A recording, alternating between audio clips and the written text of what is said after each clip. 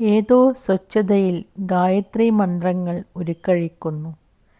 നേർത്ത ഓളങ്ങൾ മൃദുലമായ ശബ്ദം കൊളുത്തുന്ന പടവിൽ കാലെടുത്ത് വെച്ചപ്പോൾ ഒറ്റപ്പെട്ട മങ്ങിയ നക്ഷത്രങ്ങളുടെയും ചുവന്ന വൃത്തത്തിൻ്റെയും നിഴൽ ചലിച്ചു. ജലപ്പരപ്പിൽ രക്തമയമായ ഓളങ്ങൾ. എവിടെ? ജനനം കൊണ്ടോ മരണം കൊണ്ടോ മറവിയിലേക്ക് മാറ്റാൻ കഴിയാത്ത ആ ഓർമ്മ. ഉഷയുടെ സാന്നിധ്യം എപ്പോഴും രക്തത്തിൻ്റെ ചുവപ്പിലും പൂക്കളുടെ സുഗന്ധത്തിലും പുരുഷനിലും പിന്തുടരുന്നു. എല്ലാ ശാന്തമായ ജലാശയങ്ങളിലും അത് കല്ലുകളിടുന്നു. ഈ ചുവപ്പണിഞ്ഞ വെള്ളത്തിൽ മുങ്ങണം, മണിക്കൂറുകൾ മുങ്ങിക്കിടക്കണം, പിന്നെ യുഗങ്ങളിൽ ഒരുണരാത്ത പ്രകമ്പനമായി. കുളത്തിനക്കരെ നിന്ന് പടവുകളിലൂടെ നടന്നു വന്ന ആരോ തൊട്ടടുത്ത് വന്നു നിന്നു. ഗിരിയോ? ശിവൻ. ശാന്തി ശിവനാണ്. ഈറൻ തോർത്തുകൊണ്ട് തല വീണ്ടും വീണ്ടും അമർത്തിത്തുടച്ചു. ശിവൻ അമ്പലപ്പടവുകൾ കയറിപ്പോയി. 3-4 തവണ നീന്തിക്കഴിഞ്ഞപ്പോൾ കുളത്തിലെ ജലത്തിൽ വിയർപ്പുകൾ അലിഞ്ഞു ചേർന്നു. ഇനി വേണ്ട. തളർന്ന ഹൃദയം എപ്പോഴാണ് പണിമുടക്കുക എന്നറിയില്ല.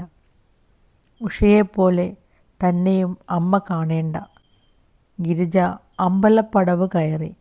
ഈ പടവുകളിൽ ഇരുട്ടും വെളിച്ചവും സമമായുള്ള സന്ധ്യകളിൽ പോക്കറ്റിൽ അഴിച്ചെടുത്ത് സൂക്ഷിച്ച പൂണൂൽ. ആ പോക്കറ്റും ഷർട്ടും ആലിൻ മരത്തിൽ ഒരു പ്രേതം പോലെ തൂങ്ങിക്കിടക്കുന്നുണ്ടാവും. ഉഷയെ ഒരു പൂച്ചക്കുഞ്ഞിനെ പോലെ മടിയിലിരുത്തി കഥ പറയുകയാവും വിജയേട്ടൻ. ഇടയ്ക്കിടെ ഉഷയുടെ തത്തക്കൊക്കുപോലെ ചുവന്ന ചുണ്ടുകൾ, മുടി വീണ് കിടക്കുന്ന നെറ്റിയിൽ ചെറിയ നീലരോമങ്ങളുള്ള കൊച്ചു കൈകളിൽ ചുണ്ടമർത്തി പൊട്ടിച്ചിരിക്കും. കഥയുടെ ഒഴുക്കിലാണ്. വിജയേട്ടാ, kiss me too. My bloody bitch. പിന്നെ ചിരിയോടെ നെറ്റിയിൽ ചുണ്ടമർത്തും.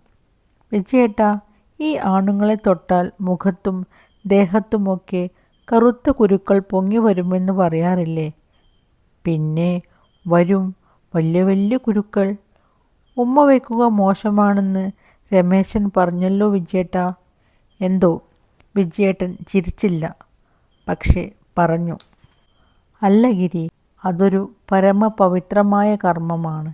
എന്തുകൊണ്ടാണെന്നും എപ്പോഴാണെന്നും ഇപ്പോൾ പറഞ്ഞാൽ മനസ്സിലാവില്ല.